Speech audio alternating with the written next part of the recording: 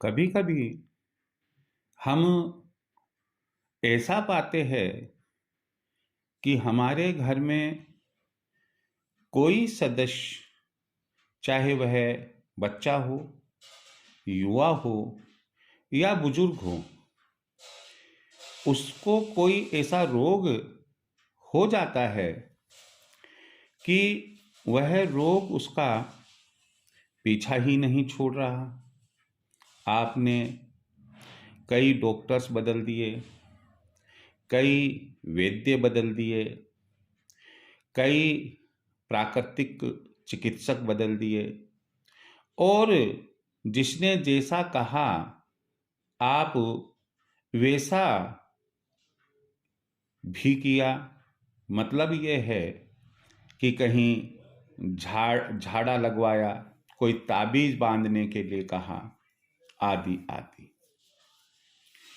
तो ऐसी स्थिति में क्या किया जाना चाहिए? वास्तु और ज्योतिष क्या कहते हैं कि जो बीमारी घर से नहीं निकल रही है और हमारा सदस्य ठीक नहीं हो रहा है, तो हमें क्या उपाय करना चाहिए कि जिससे उस बीमारी से छुटकारा मिल सके और सदस्य स्वस्थ हो जाए। हम आज इसी पर कुछ विचार करेंगे, विचार शेयर करें। इसमें पहले मैं ये कहना चाहूँगा कि माफ़ कीजिए, जो चीज़ हम शेयर करने जा रहे हैं वो सभी के सभी विश्वास और श्रद्धा पर आधारित है। अगर हमारा विश्वास है, हमारी श्रद्धा है, हम भगवान में, परमात्मा में, खुदा में विश्वास रखते हैं, तो जरूर करना चाहिए। और शायद मुझे लगता है कि ऊपर वाला हमारी बात सुन भी ले।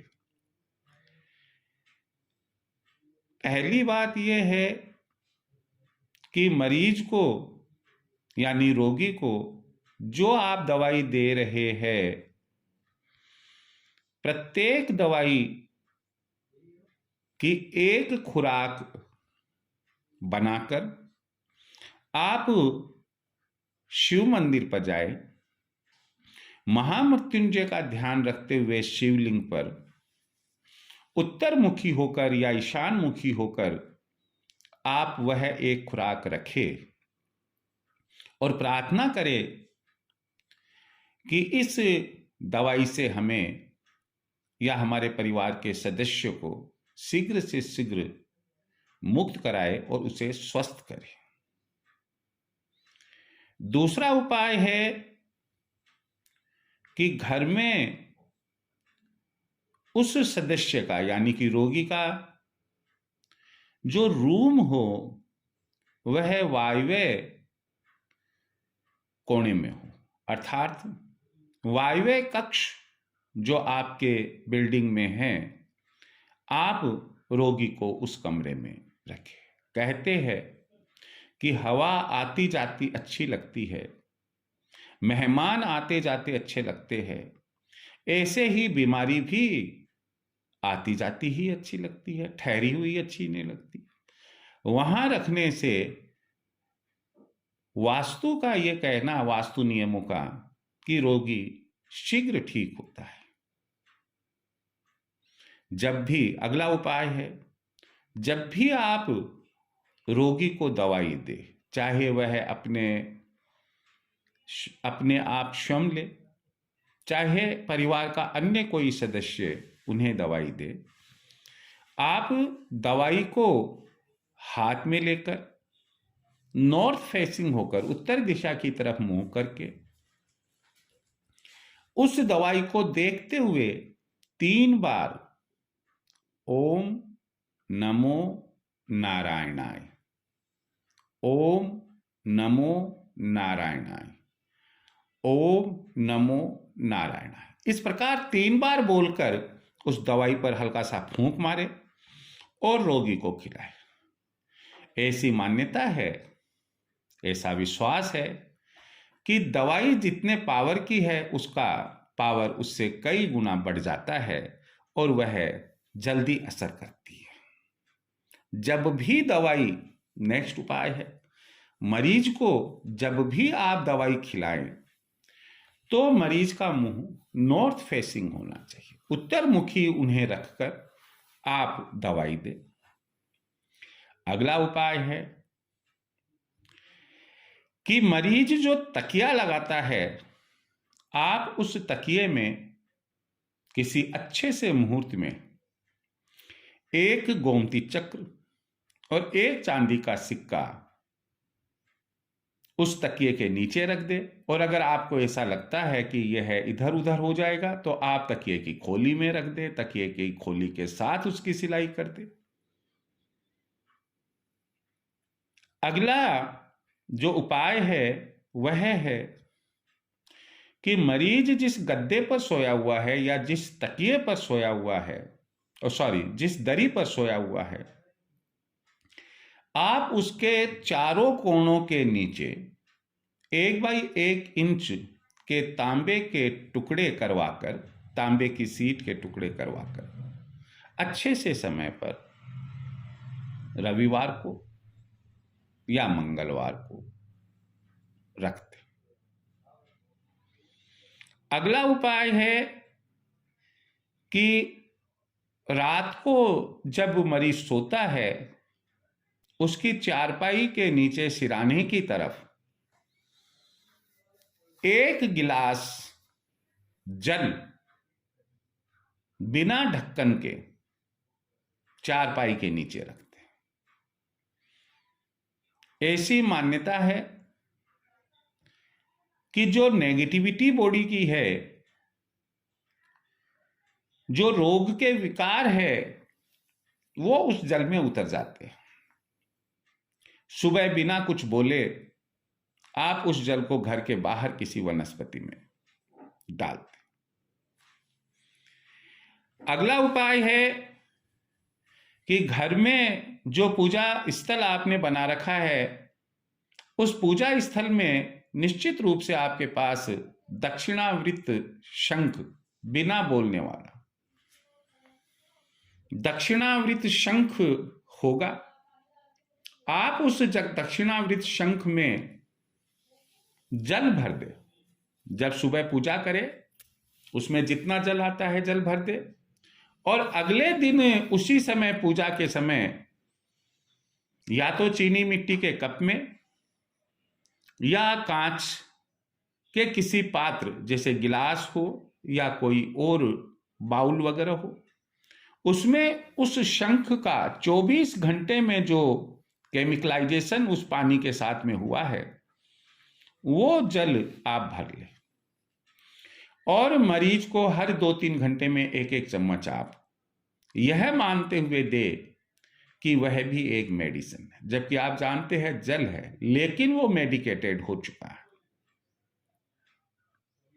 आप अपने परिंदे में जहां हम रोजाना पानी भरकर रखते हैं, यदि मिट्टी का मटका नहीं है, एक मिट्टी का मटका रखें और उस मिट्टी के मटके का जल, यदि उनको ज्यादा ठंडा जल मना कर रखा है, नॉर्मल कर ले, उस मिट्टी के मटके का जल ही दिन में पिलाने की कोशिश करें। अगर गर्म पानी करके देना है तो भी पहले मिट्टी के पात्र का जल ले और उसके बाद में उसे गर्म करें और वही आप पिलाएं।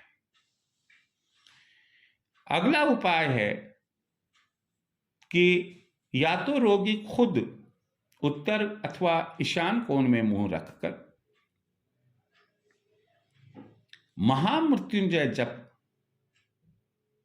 करे, या रोगी का रिश्तेदार यानी कि पत्नी, माता, बच्चा, कोई भी हो जो क्लोज रिलेशन में हो, ब्लड रिलेशन जिसका हो। क्लोज रिलेशन का मतलब पति पत्नी और ब्लड रिलेशन का मतलब है कि पिता पुत्र, माता पुत्र। तो यहां पर उनको संकल्प लेकर कि मैं ये जो महामृत्युंजय का जप कर रहा हूं, मेरे पिताजी या मेरे चाचा जी या मेरी माताजी या मेरे भैया ये ठीक हो जाने चाहिए, और उनके नाम से महामृत्युंजय का जप, बड़े वाला या लघु मंत्र, बड़ा तो कौन सा होता है आप अच्छी तरह से जानते हैं।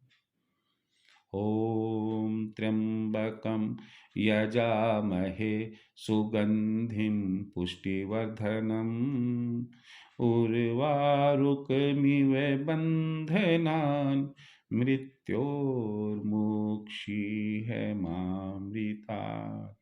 ये तो बड़ा मंत्र हुआ, लेकिन मान लो हमें ये याद करने में दिक्कत है, तो हम छोटा मंत्र भी बोल सकते हैं। ओम जूम सह सह जूम ओम। यह मंत्र उल्टा और सुल्टा बोलने पर ही पूरा माना जाता है, तो इस मंत्र को बोले। अब सवाल है कि कब बोलना चाहिए। इसके लिए अगर हम ज़्यादा इसे पावर देना चाहते हैं, पहली बात प्रातः प्रार्थना के समय, पूजा के समय। दूसरी बात अभिजीत मुहूर्त जो रोजाना आता है दिन में, संध्या काल होता है, संध्या समय होता है दिन का। तीसरा शाम को साय समय। और एक और बात बताऊं कि अगर अति शीघ्र हम इसका लाभ चाहते हैं तो रात को 12 बजने में 10-20 मिनट पहले और रात को 12:10 बाद 10-20 मिनट बाद तक इसका श्रेष्ठ फल मिलता है। एक अंतिम उपाय और मैं बता देता हूं कि आप तांबे के पात्र में एक पंचमुखी रुद्राक्ष और एक चांदी का सिक्का हो या चांदी का छल्ला हो, उसमें कोई नग वगैरह ना हो, आप उसमें डालकर किसी लकड़ी के टुकड़े पर रख दे ताकि अर्थिंग ना हो। पूरी रात उसे हिलने ना दे, कोई हिलाए नहीं, और दूसरे दिन आप उसे मेडिसिन समझकर आप रोगी को पिलाएं। ये काम आपको रोजाना करना पड़ेगा। मुझे उम्मीद है कि इनमें से हम जितनी भी बातें हैं बताई है, उनमें से अधिक यदि हम अपनाते हैं तो जो हम समझ रहे हैं कि ये रोग हमारा पीछा कब छोड़ेगा, तो उम्मीद मुझे ऐसी लगती है कि वह शीघ्र ही स्वस्थ हो जाएगा। हमेशा ध्यान रखिए, रोगी के सामने कभी भी नेगेटिव बात ना करें, हमेशा पॉजिटिविटी रखें, और अपने परमात्मा में, आप अपने इष्ट में, आप अपने पितरों में, आप अपने पीर फकीरों में आप पूर्ण निष्ठा रखें, कभी भी धैर्य को ना छोड़े। पक्की बात है कि हमें सकारात्मक रिजल्ट्स मिलेंगे। इसी के साथ जय श्री कृष्ण।